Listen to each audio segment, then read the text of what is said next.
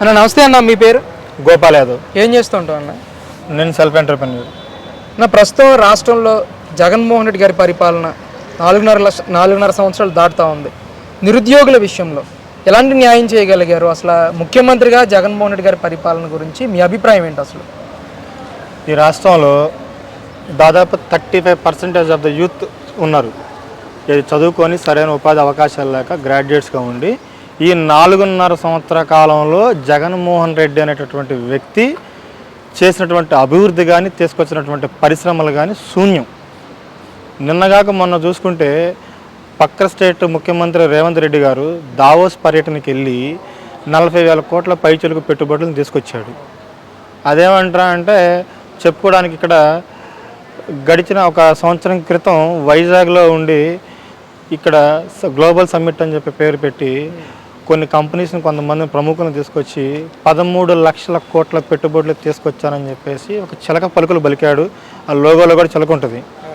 ఇప్పుడు ఏంట్రా అంటే ఓవరాల్గా పక్క స్టేట్ ముఖ్యమంత్రికి జగన్మోహన్ రెడ్డికి ఇద్దరిని కంపేర్ చేస్తే నాకు అర్థమైంది ఏందయ్యా అంటే, ఇక్కడ ఏపీలో ఉండి నిన్నగాక మొన్న పండగ రోజు సంక్రాంతి పండుగకి ఇంట్లో సెట్టింగ్ వేసుకున్నాడు. తిరుపతి సెట్టింగ్ వేసుకుని దర్శనం ఎలా చేసుకున్నాడు. అదేవిధంగా వైజాగ్లో కూడా సమ్మిట్ ఒకటి పెట్టేసి 13 లక్షల కోట్లు తీసుకొచ్చాడు కదా. అదే దావాస్ ఎల్లుంటే జగనన్న మూలంగా ఈ ఇండియాలో ఉన్నటువంటి ఏ స్టేట్కి రానన్ని పెట్టుబడులు ఏపీకి వస్తాయని, పాపం వాళ్ళెక్కడ అన్యాయం అయిపోతారో అని వాళ్ళ మీద ఒక దయాహృదయంతో దావోస్ పర్యటనకి వెళ్లకుండా ఇంట్లో కూర్చొని చలమంట వేసుకొని చలికాసుకుంటా కూర్చున్నాడు. అటువంటి దౌర్భాగ్యపు ముఖ్యమంత్రి ఈ ఆంధ్ర రాష్ట్రానికి ఉన్నాడు.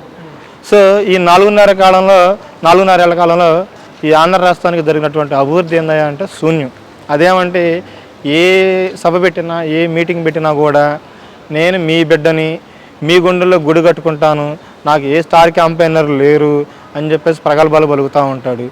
సంక్షేమానికి అభివృద్ధికి కూడా తేడా తెలియనటువంటి దరిద్రపోయినటువంటి ముఖ్యమంత్రి ఎవరైనా ఉన్నారంటే అది జగన్మోహన్ రెడ్డి. ఎందుకు ఈ మాట అంటున్నానంటే, మాట్లాడితే నేను బటన్ నొక్కుతున్నాను, మీకు డబ్బులు ఇస్తున్నానా లేదా అంటాడు. డబ్బులు ఇస్తున్నావు అంటే దేనికి ఇస్తున్నావు? సంక్షేమం కింద ఇస్తున్నావు. అది కూడా ఎంత ఇస్తున్నావు? నువ్వు 13 లక్షల కోట్లు అప్పు తెచ్చావు. మరి రాష్ట్ర ఆదాయం 10 లక్షల కోట్లు ఉంది. మొత్తం మీద 23 లక్షల కోట్లు వచ్చాయి. ఈ 23 లక్షల కోట్లలో నువ్వు బటన్ నొక్కుతా అంటున్నావు. అందులో నువ్వు ఇచ్చినటువంటి అమౌంట్ ఎంత? 2 లక్షల కోట్ల పైచులకి అంత అమౌంట్ నువ్వు సంక్షేమానికి ఇచ్చావు. ఓవరాల్గా చూసుకుంటే ఒక 16% ఆఫ్ అబౌవ్ అమౌంట్ ఆఫ్ సంక్షేమానికి ఇచ్చుంటావు. మరి ఈ 23 లక్షల కోట్లలో ఆ 3 లక్షల కోట్లు తీసేసినా కూడా మిగతా 20 లక్షల కోట్లు ఎక్కడికి పోయాయి అంటే, రాష్ట్ర ఆదాయంలో వచ్చినటువంటి 10 లక్షల కోట్లు కానీ, తెచ్చిన అప్పులు 13 లక్షలు కానీ, ఒక 3 లక్షలు తీసేస్తే 20 లక్షల కోట్లు ఏమైపోయినాయి? వాటి గురించి ఎందుకు లెక్కలు మాట్లాడు నువ్వు?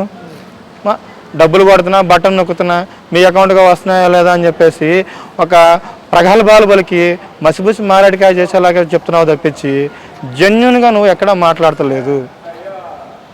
అంటే ఎవ్రీ ఇయర్ జాబ్ క్యాలెండర్ ఇస్తానని చెప్పేసి ప్రకటించడం కానీ, ఇప్పటికే దాదాపు 5 జనవరిలో వెళ్ళిపోయినాయి. జనవరి కోసం జాబ్ క్యాలెండర్ ఇస్తానని చెప్పి అసలు ఏ ఇయర్ అన్నా సరే జాబ్ క్యాలెండర్ ఇచ్చారా? అసలు 13 లక్షల కోట్ల రూపాయలు ఎంఓయూలు చేసుకున్న ఈ కంపెనీల్లో ఏ ఒక్క కంపెనీ అయినా సరే కార్యరూపం దాల్చిందా? అసలు మీ అభిప్రాయం ఏంటి? మన మధ్య అసెంబ్లీ సమావేశంలో కూడా మన కోడిగుడ్డు మంత్రి చెప్పాడు కదన్నా, కారపొడుల ప్యాకెట్లు, పప్పుండ్ల ప్యాకెట్లు, మసాలా ప్యాకెట్లు, తర్వాత పూతరేకల ప్యాకెట్లు ఈ కంపెనీలు వస్తున్నాయి, ఎంఓఎల్ చేసుకున్నామని చెప్పాడు కదా. ఇంకోటి అసలు మీరు కంపెనీలు రాలేదు, ఉద్యోగాలు ఇవ్వండి అని మనందరం మాట్లాడుకుంటున్నాం కదా. ఇంకో విషయం ఏంటంటే, ఇక్కడ ఆల్రెడీ ఆయన 2 లక్షల పైచలకు ఉద్యోగాలు కల్పించాడు. ఎట్లాగా? ప్రభుత్వపు సొమ్ముతోటి అతని యొక్క సొంత సైన్యాన్ని నిర్మించుకున్నాడు. అది తప్పించి జెన్యున్గా నికార్సుగా డిగ్రీలు కంప్లీట్ చేసి సరైన ఉపాధి కోసం ఎదురు చూస్తున్న వాళ్ళకి ఆయన చేసింది లేదు. నేను ఎవ్రీ ఇయర్ జనవరి అంటే mega DSC job notification year, అది job notification month of the job notification అని చెప్పేసి ప్రగల్భాలు పలికాడు. ఇక్కడ ఒకటే గడిచిన 4.5 సంవత్సరాల్లో మనం చూసుకుంటే అన్న చెప్పాడంటే చేయడంతే, అదేది జరగదు. మరేంటంటే పాదయాత్ర చేశారు నారా లోకేష్ గారు 5 సంవత్సరాలు. ఒకవేళ టీడీపీని గెలిపిస్తే కనుక వచ్చే 5 సంవత్సరాల్లో 20 లక్షల ఉద్యోగ అవకాశాలు నేను కల్పిస్తానని చెప్పేసి ఒక హామీ ఇవ్వడం కానీ, అవును, నెరవేర్చే ఇది ఉంటుంది అంటారా? నారా లోకేష్ గారు ఇచ్చిన మాటని నిరుద్యోగులు నమ్ముతున్నారా ఈ రోజు అసలు? డెఫినెట్లీ అండి. ఎందుకు నమ్ముతారు అంటే ఎందుకు నమ్మాలో కూడా చెప్తాను. నారా లోకేష్ గారు కానీ, నారా చంద్రబాబు నాయుడు గారు కానీ, లేకపోతే ప్రభుత్వం టీడీపీ పార్టీ కానీ గతంలో మన ఆంధ్ర రాష్ట్రంలో ఎన్ని కంపెనీలు తీసుకొచ్చారు, ఇది గడిచిన వాళ్ళ హయాంలో ఎన్నో కంపెనీస్ ఆంధ్రాకి వచ్చాయి. లైక్ హెచ్సిఎల్ కానీ పక్కన ఉన్న గన్నవరంలో కానీ, లేకపోతే మంగళగిరికి కొన్ని కంపెనీస్ తీసుకురావటం కానీ, లేకపోతే తిరుపతిలో కియా మోటార్స్ తీసుకురావటం కానీ, అలాగే అదే తిరుపతిలో 12 మొబైల్ కంపెనీస్ మ్యానుఫ్యాక్చరింగ్ యూనిట్స్ని తీసుకురావటం కానీ, ఇట్లా ఎన్నో కంపెనీస్ని తీసుకొచ్చిన ఉదాహరణలు ఉన్నాయి.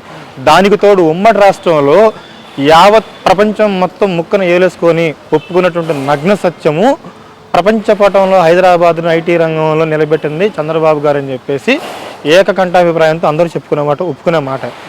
They are proven leaders.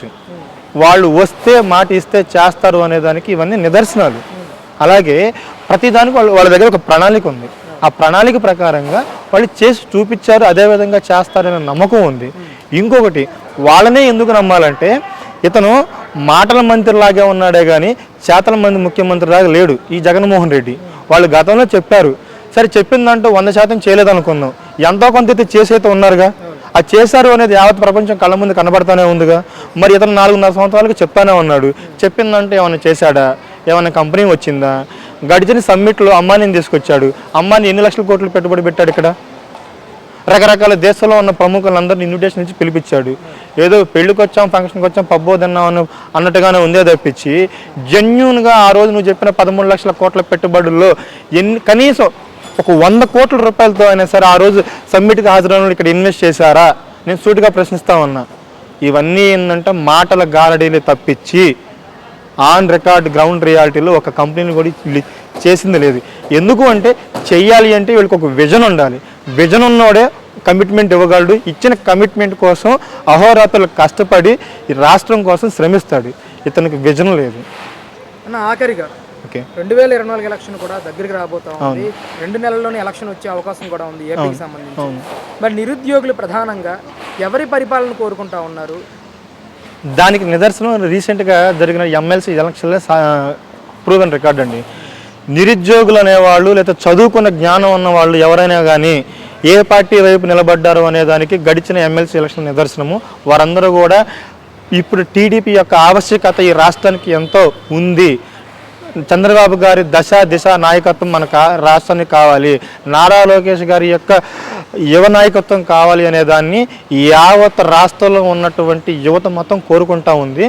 ఎందుకయ్యా అంటే వీళ్ళందరూ కూడా ఇప్పటిదాకా మనం ఏదన్నా ఈ కంపెనీ ఎందుకు రాలేదు, ఈ అభివృద్ధి ఎందుకు జరగలేదు, ఈ పోలవరం ఎందుకు కట్టలేదు, ఈ అమరావతి ఎందుకు కట్టట్లేదు, ఈ కంపెనీస్ ఎందుకు రావట్లేదు అంటే బంచ్ ఆఫ్ పీపుల్ కొంతమంది ఉన్నారు.